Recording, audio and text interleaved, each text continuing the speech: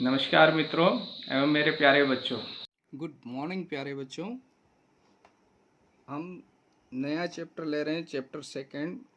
उसमें जो आपका टॉपिक है चैप्टर का जो वो है linear equations in one variable. तो देखिए बच्चों, इसमें पहला वर्ड है लीनियर, फिर आया है इक्वेशन और फिर थर्ड आया है वन वेरिएबल। अगर आपको ये इनके मीनिंग अच्छे से समझ में आ गए तो आपने इस चैप्टर को पूरा समझ लिया, ये मान लीजिए। तो सबसे पहले इनको समझने से पहले कुछ चीज़ें मैं आपको एक्सप्लेन कर रहा हूँ। पहला आता है न्यूमेरिकल एक्सप्रेशंस। तो न्यूमेरिकल से मतलब होता है नंबर, है ना। नंबर आप पढ़े हैं तो, और नंबर में जो ये हम प्लस, जैसे हम लिखते हैं 2+3, तो ये न्यूमेरिकल एक्सप्रेशन हुआ। यानी कोई भी नंबर्स को आपस में ऐड करना, सब्ट्रैक्ट करना, डिवाइड करना, मल्टीप्लाई करना, ये जो कहलाती है प्रोसेस, ये न्यूमेरिकल एक्सप्रेशंस कहलाता है ना। जैसे 2+3 किया तो कितना आया, 6। तो ये एक प्रकार का इसको सॉल्व करने का जो प्रोसेस है, यानी ये आपका जो है 2+3 क्या कहलाएगा, न्यूमेरिकल एक्सप्रेशन। जैसे मैंने लिखा 2×3+5, तो ये भी न्यूमेरिकल एक्सप्रेशन है। मैंने लिख दिया आपको बच्चों कि 5×4 डिवाइडेड बाय 2, तो ये जो है ये भी न्यूमेरिकल एक्सप्रेशंस है।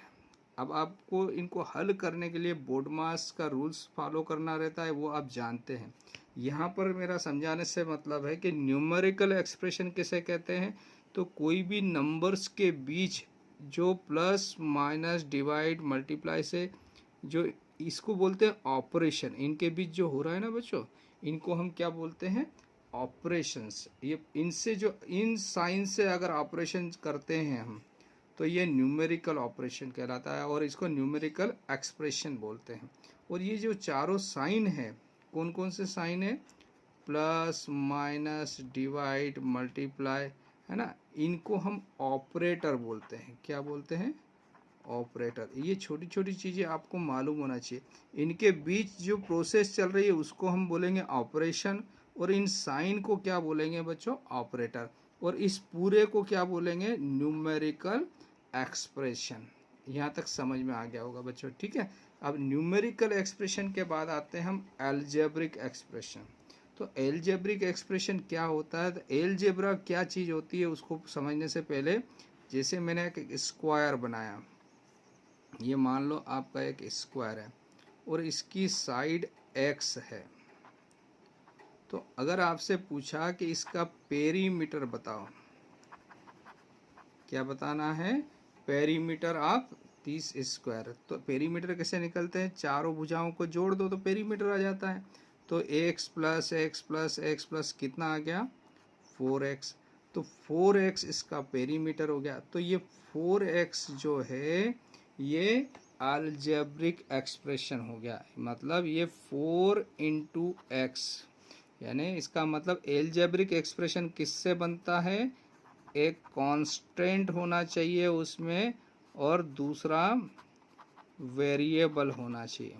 वेरिएबल किसे कहते हैं बच्चों, जिसका मान हमें मालूम नहीं है, अननोन वैल्यू को वेरिएबल। अब x का मान 2 भी हो सकता है, 5 भी हो सकता है, 100 भी हो सकता है, ये हमें भी पता नहीं। जिसका मान पता नहीं रहता है उसको हम वेरिएबल रहते हैं, और जिसका मान मालूम रहता है, स्थिर रहता है, नहीं बदलता है, उनको कांस्टेंट बोलते हैं। तो एल्जेब्रिक एक्सप्रेशन किससे बनता है, नंबर और ये वेरिएबल। वेरिएबल मतलब जो अल्फ़ाबेट से हम डिनोट करते हैं। तो वेरिएबल को जनरली बच्चों, हम वेरिएबल को जनरली किससे डिनोट करते हैं, x y z u v डब्ल्यू एस टी, ये जनरली इनसे हम वेरिएबल को डिनोट करते हैं जिसका मान मालूम नहीं रहता है। और कभी कभी है ना, कांस्टेंट को भी हम क्या है, अल्फ़ाबेट से डिनोट करते हैं, कांस्टेंट। तो कांस्टेंट जरूरी नहीं, जनरली कभी कभी, कैसे, ए बी सी डी, इनसे भी हम कांस्टेंट को डिनोट करते हैं। ये जनरली कांस्टेंट के रूप में डिनोट करते हैं, और ये वेरिएबल को, कभी कभी इनको वेरिएबल भी आप बोल सकते हैं, कभी नहीं मालूम, लेकिन हम आगे जाकर इनको जनरली कांस्टेंट के रूप में यूज़ करते हैं, और वेरिएबल जनरली ये करते हैं। ठीक, तो वेरिएबल क्या होता है आप तो ये समझिए, वेरिएबल ये होता है जिसका मान मालूम नहीं है। तो यहाँ x का मान मालूम नहीं है, और ये 4x क्या है बच्चों, अलजेब्रिक एक्सप्रेशन। अब आपको इसी क्वेश्चन को सेकेंड फॉर्म में दे देता, वो क्या कहता कि ये कोई एक स्क्वायर है जिसका पेरीमीटर आपको दिया है, क्या दिया है बच्चों, पेरीमीटर इक्वल टू 20। इस स्क्वायर का पेरीमीटर 20 है, तो इसकी साइड निकालिए आप, यानी x का मान निकालिए। तो अकॉर्डिंग टू क्वेश्चन हम क्या लिखेंगे, पेरीमीटर क्या हो जाएगा, चारों भुजाओं का जोड़, यानी 4x, और ये 4x, और ये किसके बराबर दिया है, 20 के बराबर दिया है। तो यहाँ पर क्या हो गया बच्चों, ये अलजेब्रिक एक्सप्रेशन किसके इक्वल हो गया, इस नंबर 20 के बराबर हो गया, और बीच में कौन सा साइन आ गया, इक्वल साइन आ गया। तो इस प्रकार से अगर इक्वल के दोनों तरफ एल्जेब्रिक या न्यूमेरिक, एक तरफ तो एल्जेब्रिक होना ही चाहिए, दोनों तरफ भी एल्जेब्रिक हो सकते हैं एक्सप्रेशन, तो दो एक्सप्रेशन के बीच में अगर बराबर साइन लगा हो तो यह इक्वेशन बन जाती है। तो ये एक इक्वेशन हो गई बच्चों। अब आता है इक्वेशन किस प्रकार, तो इक्वेशन ये भी है, जैसे कोई भी एक्सप्रेशन है उसको बराबर करके आप चाहे 0 कर दो, या बराबर करके 1 कर दो, 10 कर दो, यानी बीच में दो एक्सप्रेशन के बीच अगर इक्वल साइन आ जाता है तो वो इक्वेशन बन जाती है। तो ये भी इक्वेशन है, ये भी इक्वेशन है, मैंने लिखा 2x + 5 बराबर 0, ये भी इक्वेशन है, बराबर 10 कर दिया तो ये भी इक्वेशन है। अब आते हैं, तो ये इसमें वेरिएबल क्या है, x है। कितने वेरिएबल है, एक ही वेरिएबल है, तो ये 1 वेरिएबल वाली इक्वेशन हो गई। अब लीनियर किसे बोलते हैं, लीनियर उसे बोलते हैं जिसमें वेरिएबल की पावर 1 हो बच्चों, है ना, वेरिएबल की पावर 1 से ज़्यादा नहीं होना चाहिए। यहाँ 2 आ गए तो ये क्वाड्रेटिक हो जाएगा, लीनियर नहीं होता। तो लीनियर होने के लिए वेरिएबल की पावर 1 होना जरूरी है। तो वेरिएबल आप कुछ भी ले सकते हो, x ले सकते हो, y ले सकते हो, z ले सकते हो। तो मैंने यहाँ लिखा 2y + 5 = 3, तो ये भी 1 वेरिएबल वाली इक्वेशन हो गई है। क्या हो गई, चूंकि बराबर का साइन आ गया बीच में, इसलिए यह इक्वेशन हो गई किसकी, 1 वेरिएबल। अब आपसे जो चैप्टर का नाम है आपका क्या है, लीनियर इक्वेशन इन 1 वेरिएबल। तो लीनियर का मतलब होता है बच्चों, जो इसकी पावर, जो वेरिएबल है उसकी पावर क्या होना चाहिए, 1। तो x + 2 = 5। तो देखिए इसकी पावर 1 है, इसलिए यह लीनियर भी है। और इस पूरी इक्वेशन में कितने वेरिएबल है, 1 वेरिएबल x है, इसलिए यह लीनियर इक्वेशन इन 1 वेरिएबल हो गई बच्चों। क्या हो गई, लीनियर इक्वेशन इन 1 वेरिएबल। मैं इसको ऐसा भी लिख सकता हूँ, 2x + 5 = 0। दूसरी इक्वेशन मैंने ऐसे लिख दी। तीसरी इक्वेशन में चाहूँ तो ऐसा लिख सकता हूँ, 5y + 6 = मैं यहाँ अच्छा 3y भी ले सकता हूँ। यहाँ ये वेरिएबल दोनों तरफ हो सकते हैं, हमेशा LHS में होना जरूरी नहीं है, RHS में भी वेरिएबल हो सकता है। लेकिन कितने वेरिएबल है यहाँ, एक ही वेरिएबल है y, और इसकी पावर कितनी है, 1। तो ये लीनियर इक्वेशन इन 1 वेरिएबल हो गई बच्चों। अब यहाँ से आगे बढ़ते हैं, लीनियर इक्वेशन इन 1 वेरिएबल में जैसे इसका स्टैंडर्ड या जनरल फॉर्म क्या होता है। तो इसको सॉल्व करेंगे तो हम जब इधर सब्ट्रैक्ट करेंगे तो ये इक्वेशन हो जाएगी 2y + 6 = 0। तो इसको स्टैंडर्ड फॉर्म में लिखेंगे बच्चों, y को चाहे तो x भी दूसरा स्टैंडर्ड वेरिएबल कुछ भी ले सकते हो, तो हमने x ले लिया, + b = 0। ये इसका जनरल फॉर्म हो गया। जहाँ पर a का मान 0 हो जाएगा तो वेरिएबल ख़त्म हो जाएगा, तो a 0 नहीं होना चाहिए। तो बच्चों यहाँ पर मैं आपको इसका जो स्टैंडर्ड फॉर्म है, जनरल फॉर्म बोलेंगे इसको, जनरल फॉर्म इस लीनियर इक्वेशन वन वेरिएबल का। तो ये जनरल फॉर्म क्या हो गया बच्चों, a x plus b is equal to zero where a not equal to zero. अगर ए जीरो हो जाएगा तो वेरिएबल ख़त्म हो जाएगा, इसलिए वेरिएबल कभी भी ख़त्म नहीं होना चाहिए अगर linear equation in one variable है। तो ये इसका स्टैंडर्ड फॉर्म है, और ए और बी को हमने क्या लिया यहाँ पर, कांस्टेंट।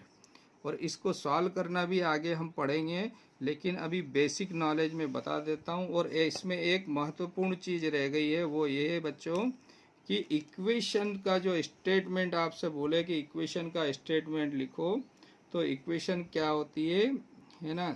तो इक्वेशन जो है, equation is a statement of equality. समझ में आया, इक्वालिटी यानी equation is a statement of equality. मतलब क्या हुआ, जैसे एक एल्जेब्रिक एक्सप्रेशन लिया आपने 2x, और इधर कोई न्यूमेरिकल एक्सप्रेशन ले लिया आपने 5, तो ये एक प्रकार की इक्वेशन हो गई, ठीक है ना। और इक्वेशन कैसी हो गई, linear equation in one variable.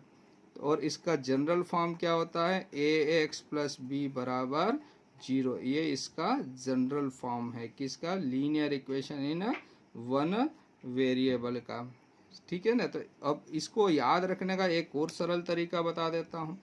तो इक्वेशन एक प्रकार की तराजू होती है, कौन सी, न्याय वाली तराजू, जिसमें दोनों तरफ वेट बराबर हो। जैसे मान लो 1 किलो सामान लिया तो इधर 1 किलो का बाट रखेंगे तो दोनों बराबर रहेंगी।